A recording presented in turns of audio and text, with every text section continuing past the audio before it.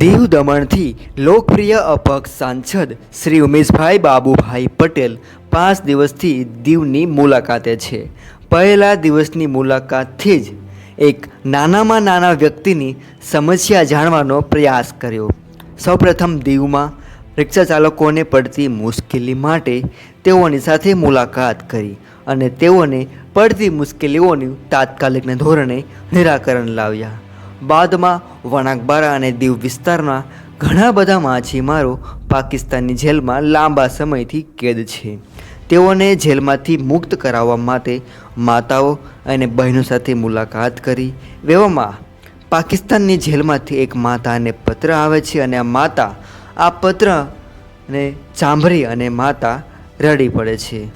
એવામાં સાંસદ શ્રી ઉમેશભાઈ પટેલ છે તેઓ ત્યાં પહોંચે છે અને ખાતરી આપે છે કે જલ્દીથી આ માછીમારોને હું મુક્ત કરાવીશ.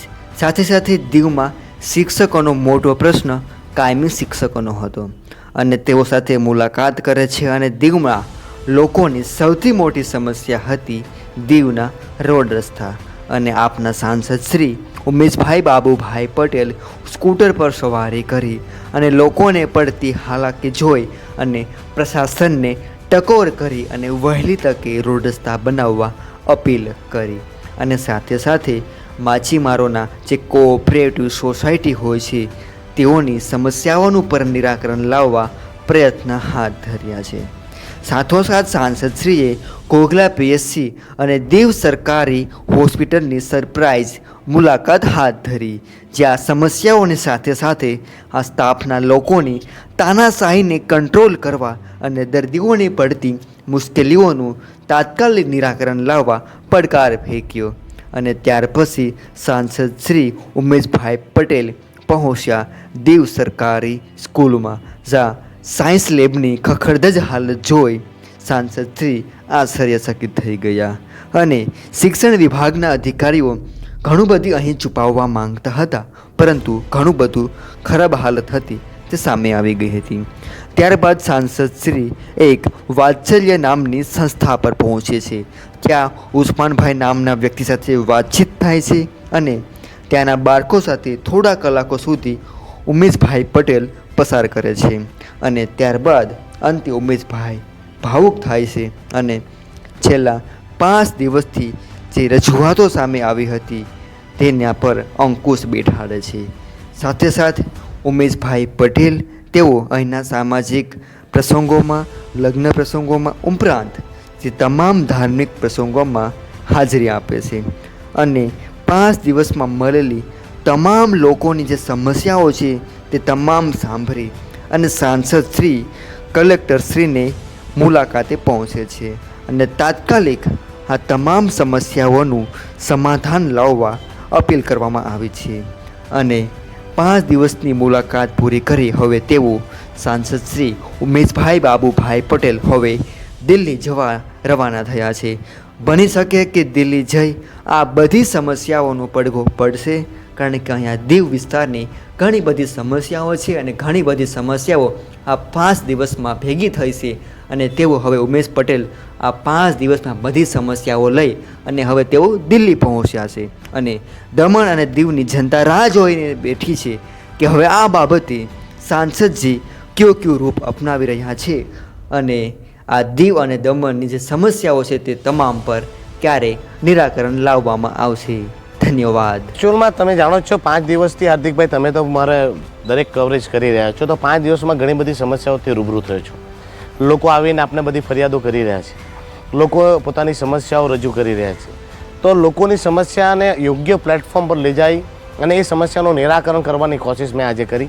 અને આજે કલેક્ટર મેડમને મળીને દમણ દીવની જે સમસ્યાઓ છે, વિશેષ રૂપથી દીવની સમસ્યાઓને મેડમ સમક્ષ રજૂ કરી અને એ સમસ્યાઓના સમાધાન માટેના પ્રયાસ કર્યા છે. ઉમેશભાઈ, કયા કયા મુદ્દાઓ પર ખાસ કરીને વાત થઈ હતી? બેઝિકલી બધા જ મુદ્દાઓ જેમાં માછીમારોના ડીઝલ વેટની સબસિડીના 22-23ના પૈસા બાકી છે ત્યાંથી લઈને માછીમારોને જે પાકિસ્તાનની જેલમાં બંધ છે તેમને છોડાવવાની વાત છે, માછીમારોની જે સોસાયટીઓની બાબત છે, માછીમારોના બારાના ડ્રેઝિંગની બાબત છે અને ઘણી બધી માછીમારોની જે સમસ્યા છે જે મને સંભળાવી તે બધી સમસ્યાઓ રજૂ થઈ. સાથે સાથે આપણે જે વિઝિટ કરી હેલ્થની હોસ્પિટલમાં જે આપણે બેદરકારીઓ જોઈ, ડૉક્ટરોની કમી જોઈ અને જે પણ ત્યાં સાધન સામગ્રી છે કે ત્યાં ડૉક્ટરોની કમી છે, સ્ટાફોની કમી છે, એમની રિક્રુટમેન્ટની વાત છે, એ દરેક વાતો કરી. પછી સાથે સાથે શિક્ષાનું જે આપણે વિઝિટ કરી, જે દીવની સર્વશ્રેષ્ઠ સ્કૂલની વાત થતી હતી તે સ્કૂલમાં જે બેદરકારી છે, શિક્ષકોની કમી છે અને ખાસ કરીને ત્યાંના પ્રિન્સિપલને ત્યાં કન્ટિન્યુઅસ રાખવામાં આવે અને તેમને બીજી કોઈ જવાબદારી ન સોંપવામાં આવે એવી જ દમણ-દીવમાં તમામ સ્કૂલોમાં હેડમાસ્ટર અને પ્રિન્સિપલોને સચોટ રીતે તેમની ડ્યુટી સમજાવવામાં આવે જેથી સ્કૂલોના પ્રબંધન એક મજબૂત પ્રબંધન બને અને શિક્ષાના સ્તરમાં સુધારો આવે.